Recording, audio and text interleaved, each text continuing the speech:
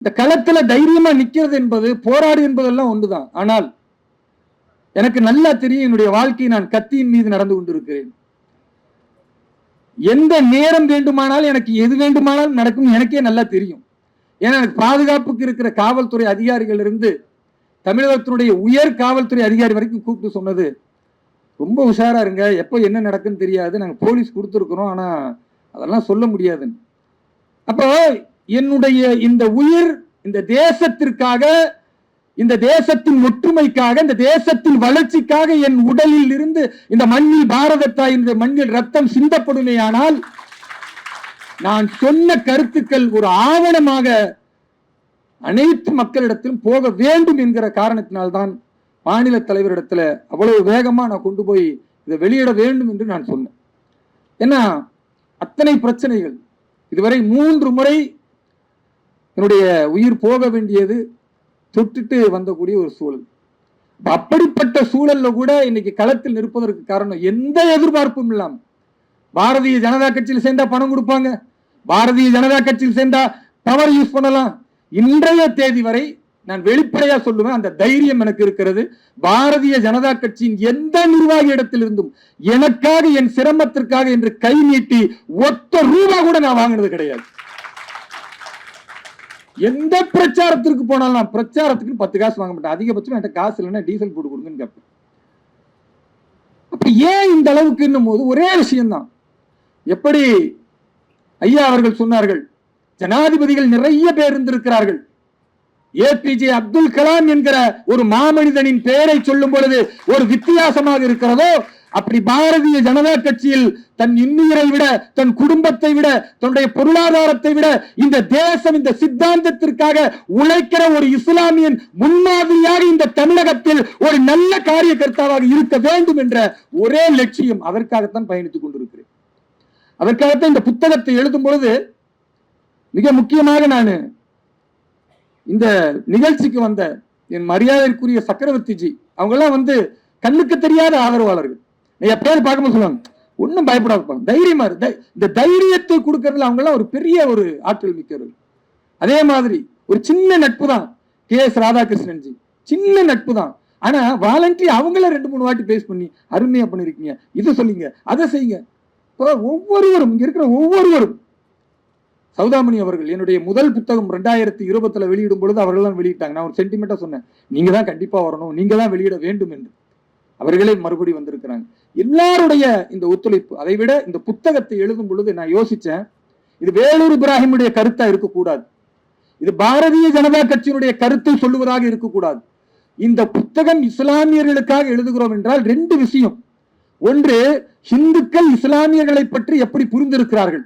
அப்ப இந்துக்களுக்கு இந்த புத்தகம் ஹலால்னா என்ன, ஜிஹாத்னா என்ன, அதே போன்று ஹிஜாப் என்றால் என்ன, பொது சிவில் சட்டம்னா என்ன, இடஒதுக்கீடு எல்லாமே இந்துக்களுக்கும் புரியணும். அதே வேளை இஸ்லாமியர்களுக்கு மத்தியில் எந்த பாலிஸ் அரசியல் பண்ணாம எது சத்தியமோ, எது தர்மமோ, எது உண்மையோ அதை சரியாக சொல்லணும். அதை விவாத களத்திற்கு வைத்து அதை சந்தித்து மக்களுக்கு விளக்குவதற்கான புத்தகமாக இருக்க வேண்டும் என்று நினைச்சேன்.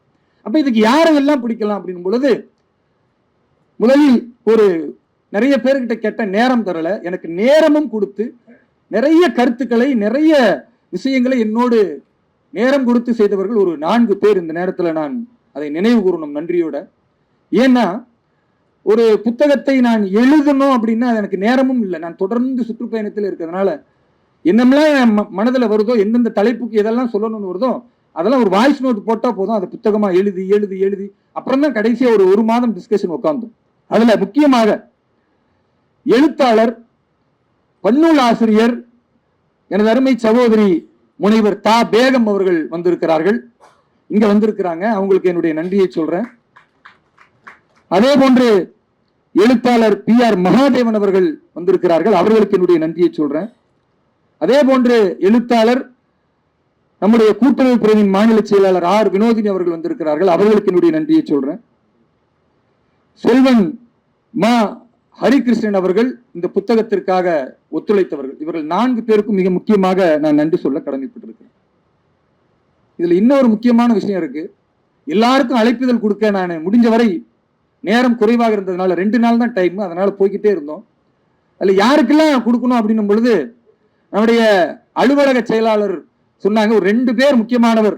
2 பேர் யாருன்னா, ஒன்று திராவிட மாயை சுப்பு அவர்கள், இன்னொன்னு நம்முடைய ஹெச்வி ஹண்டே அவர்கள். 2 பேரும் மறக்காம பாத்துருங்கன்னாரு. இது ஒரு பெரிய ஆச்சரியம். கவர்னர் அவர்களுடைய அலுவலகத்துல வேறு ஒரு நிகழ்ச்சிக்காக என்னை அழைச்சிருந்தாங்க, போயிருந்தேன். அவர் தான் அங்க சீஃப் கெஸ்ட் பேசுறாரு. நான் அதுக்கு முன்னாடி அவர் சந்திச்சதில்லை, பார்த்ததில்லை. ஆனா கவர்னர் அலுவலகத்துல அவர் சீஃப் கெஸ்ட் பேசும் பொழுது என்னுடைய பெயரை குறிப்பிட்டு, நாங்க கீழே ஒரு மூலையில உட்கார்ந்துருந்தேன், வேலூர் இப்ராஹிம் இங்க வந்திருக்கிறாரு என்று சொல்லி, நான் என்னவெல்லாம் பேசினேன், என்னவெல்லாம் செயல்பட்டு கொண்டிருக்கிறேன்னு ஏறக்குறைய ஒரு 5 நிமிஷம் அதையே பேசுறாரு. அவர் சீஃப் கெஸ்ட் வேற ஒரு விஷயத்திற்கு, ஆனா அதை பேசுறாரு. நான் அதுக்கு முன்னால் அவர் சந்திச்சது கூட கிடையாது. எப்படி பாஜகவில் நான் உறுப்பினரே இல்லாத பொழுது தமிழகம் முழுக்க பிரதமருடைய நலத்திட்டங்களை கடும் எதிர்ப்புகளுக்கு மத்தியில் என் சமூகத்திற்கு கொண்டு போய் சேர்க்க வேண்டும் என்று சிறுபான்மை மக்களுக்காக உழைத்துக் கொண்டிருக்கும் பொழுது, நான் உறுப்பினர் இல்லாத பொழுது கூட இந்த கட்சியினுடைய தேசிய செயலாளராக சிறுபான்மை அணியாக அறிவித்து இந்த கட்சி எனக்கு ஒரு அங்கீகாரம் அளித்ததோ, அப்படி நான் அவரை சந்திக்காவிட்டால் கூட என்னுடைய உழைப்பை அறிந்து கவர்னருக்கு முன்னால் மிகச்சிறந்த முறையில் அவர் பேசினார். அப்ப நான் அவரை போய் சந்திச்சேன். அவரை சந்திச்சு கொடுத்தேன். எனக்கு முடியல, எனக்கு முடியல, ஆனாலும் இந்த புத்தக வெளியீட்டிற்கு நான் கண்டிப்பாக வருவேன் என்று சொல்லி அவர் வந்திருக்கிறார் என்றால் என்னுடைய நெஞ்சார்ந்த நன்றியை தெரிவித்துக் கொள்கிறேன். அதையெல்லாம் தாண்டி என்னுடைய பலம் என்பது என்னுடைய சிறுபான்மை அணியினுடைய நிர்வாகிகள். பெயர் சொல்லலாம், நிறைய பேர் வந்திருக்கிறாங்க. படாலமா இருக்கட்டும், அல்லது ஜான் பீட்டரா இருக்கட்டும், கல்வாரி தியாகராஜனா இருக்கட்டும், அல்லது அஜ்மல் கானா இருக்கட்டும், நிறைய பேர் வந்திருக்கிறீங்க. எல்லாருடைய பேரும் சொல்லலாம். நீங்கள் எல்லாம் என்னோடு ஒரு பலமாக இருந்ததனால்தான் இன்றைக்கு இந்த 7 ஆண்டுகள் அத்தனை எதிர்ப்புகள், வெட்டுக்கள், குத்துக்களை எல்லாம் தாங்கி கொண்டு நிற்பதற்கு காரணம் என் சிறுபான்மை அணியினுடைய சொந்தங்கள் என்பதை நான் மறந்துவிட முடியாது. நீங்கள் என்னுடைய பலம். இதெல்லாம் தாண்டி பாபுஜி சுவாமிகள் வந்திருக்கிறார்கள், அக்கா ஃபாத்திமா அலி அவர்கள் வந்திருக்கிறார்கள். யாரையும் விடுபற்ற கூடாதுன்னு நான் ஒவ்வொருத்தரையா திரும்ப திரும்ப கூப்பிட்டுக்கிட்டே இருந்தேன். ஏன்னா ஏதோ ஒரு விதத்தில் இந்த கட்சிக்காக, இந்த சித்தாந்தத்திற்காக உழைத்துக் கொண்டிருக்கக்கூடியவர்கள். எனது அருமை சகோதரி சுமதி வெங்கடேசன் அவர் வந்திருக்கிறாங்க, அக்கா பிரமிளா வந்திருக்கிறார்கள், அதே போன்று எங்களுடைய நம்பி நாராயண்ஜி வந்திருக்கிறார்கள், எல்லாரும் வெட்டவிளம் ஐயா வந்திருக்கிறாங்க. இப்படி ஒவ்வொருவரும் இந்த நிகழ்ச்சிக்கு வந்திருக்கிறார்கள் என்றால் இது வேலூர் இப்ராஹிம் என்ற தனி மனிதனுடைய இந்த புத்தகத்திற்காக மட்டும் அல்ல. 20 கோடி பாரத மக்கள் இஸ்லாமியர்களாக இருக்கிறார்கள். 75 லட்சம் இங்கே தமிழகத்திலே இஸ்லாமியர்கள் இருக்கிறார்கள். இப்படிப்பட்ட மக்களுக்கு ஒரு செய்தியை அவர்கள் புரிந்து கொள்ளக்கூடிய விதத்தில் கொடுக்க வேண்டும்.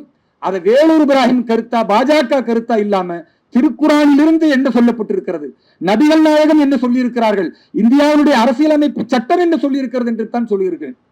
இதுல ஒரே ஒரு விஷயம் என்னன்னா, நம்முடைய மாநில தலைவர் பேசும்போது கேட்டாரு, இந்த மதரசாவில் படிக்கிறவர்கள் எல்லாம் இப்படி போயிருவாங்க, அந்த வன்முறைக்கு போயிடுறாங்க, தவறா போயிடறான்னு சொன்னீங்களா, அந்த இஸ்லாமிய மக்கள் மனசு புண்படாதா அப்படின்னு. அப்ப நான் சொன்னேன், இது என்னுடைய கருத்து இல்ல.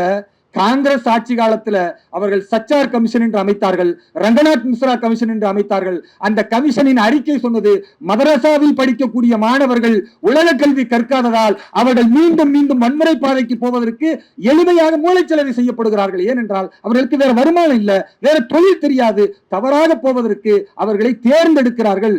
அப்ப தேர்ந்தெடுப்பதுல இலகாக அவர்கள் பலியாகிறார்கள். இது நான் சொல்லல. இப்படி எந்த கருத்தாக இருந்தாலும் அது பாஜகவின் கருத்தாக இல்லாமல் நபிகள் நாயகம் சொன்னதையும் திருக்குரான் சொன்னதையும் அதை மறுக்க முடியாதுல்ல. ஒரு ரமலான் மாதத்தில் நோன்பு வைப்பதே திருக்குரான் இறங்கியதற்கு நன்றி செலுத்துறதுக்கு தானே. அந்த திருக்குரானை ஏற்காவிட்டால் ஒருவன் எப்படி இஸ்லாமியனாக இருக்க முடியும்? அப்ப இந்த புக் ஒரு பெரிய சேலஞ்ச். இந்த புத்தகத்தை எழுதி முடித்து விட்டு ஒரு வாழ்த்துறை, ஒரு அணிந்துரை வாங்க வேண்டும் என்று மிக முக்கியமாக 2 நபர்களிடத்தில் சென்றேன். அதுல ஒருவர், நான் முதலில் இந்த பாஜகவின் அரசியல் களத்தை தேர்ந்தெடுப்பதற்கு என்னோடு இருந்த ஒரு மிகப்பெரிய இரும்பு தூண், என்னுடைய அரசியல் குரு ஐயா இலகணேசன் அவர்களை நான் மறந்துவிட முடியாது. அவருடைய கடைசி வாழ்த்துறை புத்தகம் இது. அவர் இந்த புத்தகத்தை எனக்கு எழுதி கொடுக்கும் பொழுது சொன்னார், இந்த புத்தகத்தை நீங்கள் எப்பொழுது வெளியிடுகிறீர்களோ நிச்சயமாக அதுல நான் இருக்க வேண்டும் என்று சொன்னார். அவர் இல்லாமல் இருக்கலாம், ஆனால் அவருடைய ஆத்மா, அவருடைய எண்ணம், அவருடைய அத்தனை மக்கள் காட்டிய அந்த வழிமுறைகளோடு நானும் இணைந்திருக்கிறோம். நிச்சயமாக இது ஒரு உணர்வு பூர்வமான தருணம். இரண்டாவதாக அணிந்துரையை நம்முடைய பாரதத்தின் துணை ஜனாதிபதி அவர்கள், மரியாதைக்குரிய மேதகு ஐயா சிபி ராதாகிருஷ்ணன் அவர்கள் இந்த புத்தகத்திற்கு அணிந்துரை வழங்கி இருக்கிறார்கள். அவர் கவர்னராக மகாராஷ்டிரா மாநிலத்தில் இருக்கும் பொழுது அவரும் அடுத்த ஒரு மாதத்துல ஜனாதிபதியா போகிறாரு, துணை ஜனாதிபதியா. அதற்கு முன்னால் அணிந்துரை கொடுத்து ரொம்ப விளக்கம் இதுல என்னெல்லாம் இருக்குன்னு அவரே முழுசா படிச்சு பார்த்துட்டு, எப்படி இன்றைக்கு அக்கா தமிழிசை சவுந்தரராஜன் அவர்கள் எவ்வளவு டீப்பா டெப்தா, எனக்கு பெரிய ஆச்சரியம் என்னன்னா, கொஞ்ச நேரம் தான் அவங்க படிச்சாங்கன்னு நான் பார்த்தேன். எனக்கு பெரிய ஆச்சரியம், அந்த குறுகிய நேரத்துக்குள்ள இவ்வளவு விஷயத்தை டெப்தா போய் ஆய்வு பண்ண முடியுமா? ஒரு முழு ஆய்வு பண்ணிட்டு கோலகலாஸ் அவர்கள் வந்திருக்கிறார்னா, குறைந்த நேரத்தில் படிச்சுட்டு அதே டெப்தோட போறது என்பது பெரிய விஷயம். அதே மாதிரி ஐயா சிபி ராதாகிருஷ்ணன் அவர்களும் இந்த அணிந்துரையை அளித்திருக்கிறார்கள். இந்த புத்தகம் என்பது இஸ்லாமியர்களுக்கான புத்தகம் அல்ல, இது பாரதத்தில் அத்தனை பேரும் படிக்க வேண்டும். இன்றைக்கு தமிழில் நான் வெளியிட்டிருக்கிறேன், கூடிய விரைவில் ஹிந்தியிலும் ஆங்கிலத்திலும் அடுத்த 6 மாத காலத்தில் பாரதம் முழுக்க இது செல்ல வேண்டும் என்பதற்காக வெளியிடவிருக்கிறேன். இந்த புத்தகத்திற்காக ஒவ்வொரு உழைப்பையும் என்னோடு பயணிக்கிற, எனக்கு உதவி செய்திருக்கிற, எல்லா விதத்திலும் அன்பு காட்டக்கூடிய அத்தனை பேர்களுக்கும் நான் நன்றி தெரிவிக்க கடமைப்படுகிறேன். ஏனென்றால் ஒரே ஒரு சம்பவத்தை மட்டும் சொல்லிவிட்டு நான் முடித்துக்கொள்ள ஆசைப்படுகிறேன். ஒரே ஒரு சம்பவம், இது எவ்வளவு நெகிழ்ச்சியான்னா, நான் பல இடங்கள்ல என்ன தாக்கி இருக்கிறார்கள், பண்ணியிருக்கிறாங்க. ஒரு கொடைக்கானல் ஜனவரி 26 குடியரசு தினம். அந்த குடியரசு தினம் பாரதிய ஜனதா கட்சி நிர்வாகிகளோடு உரை நிகழ்த்தி விட்டு அதன் பிறகு நான் வெளியே வரேன். திடீர்னு சில அடிப்படைவாத சக்திகள் ஒரு 100 பேர் சேர்ந்து என்னை தாக்குறாங்க. கற்களால் அடிக்கிறாங்க, கட்டையில் அடிக்கிறாங்க. பாதுகாப்பு இருந்த காவல்துறையில 2 பேருக்கு 16 தையல் போடுற அளவுக்கு மண்டை உடப்பட்டு கீழே விழுவுறாங்க. இன்ஸ்பெக்டர் உருண்டு ஓடுறாரு மலைக்கு கீழே. ஒரு கட்டத்துல என்னை குனிய வச்சு என்னை காப்பாத்தி கூட்டிட்டு போறாங்க. இப்படி கூட்டிட்டு போகும்போது பாத்தீங்கன்னா என் தலையில இருந்து ரத்தம் ஒழுகுது, என் உடம்பெல்லாம் ரத்தம் நனையுது. நான் அப்படியே ஓடிக்கிட்டே நான் தொட்டு பாக்குறேன், என்ன பயங்கரமா ரத்தம் வருது, மண்டை பொழந்துருச்சா இல்ல என்ன ஆச்சுன்னு தெரியல. அப்புறமேல தட்டார்னு அடிக்கிறாங்க, இந்த எலும்பு மட்டும் கொஞ்சம் கிராச்சஸ் ஆயிருச்சு. ஆனா ரத்தம் ஊத்திக்கிட்டே இருக்கு. ஏறக்குறைய ஒரு 50-100 மீட்டர் போய் ஒரு ஒரு கடை நடத்திட்டு உள்ள என்னை தள்ளி அவங்க மூடிட்டாங்க. உடம்புல ரத்தம். அதுக்கப்புறம் இங்க மட்டும்தான் எனக்கு எலும்பு முறிவு. பிறகு ரத்தத்துக்கான வழி பார்க்கறேன், காணவே காணும். அதன் பிறகுதான் ஒரு மணி நேரம் பிறகு காவல்துறையெல்லாம் வந்த பிறகு ஷட்டரை திறக்கிறாங்க. நான் போய் பார்க்கிறேன், என்னோடு இருந்த பாரதிய ஜனதா கட்சியினுடைய அத்தனை சொந்தங்களும் தன்னை அர்ப்பணித்து அத்தனை காயங்கள், அத்தனை ரத்தத்தை வாங்கி கொண்டு ஒரு சின்ன ரத்த காயத்தை கூட என்ன படாவிடாம தடுத்திருக்கிறாங்கன்னா, இதைவிட நல்லிணக்கத்தை, இதைவிட ஒரு சகோதரத்துவத்தை எங்குமே பார்க்க முடியாது. ஒரு பாரதிய ஜனதா கட்சியின் தொண்டனாக அதற்கு நான் பெருமைப்படுகிறேன்.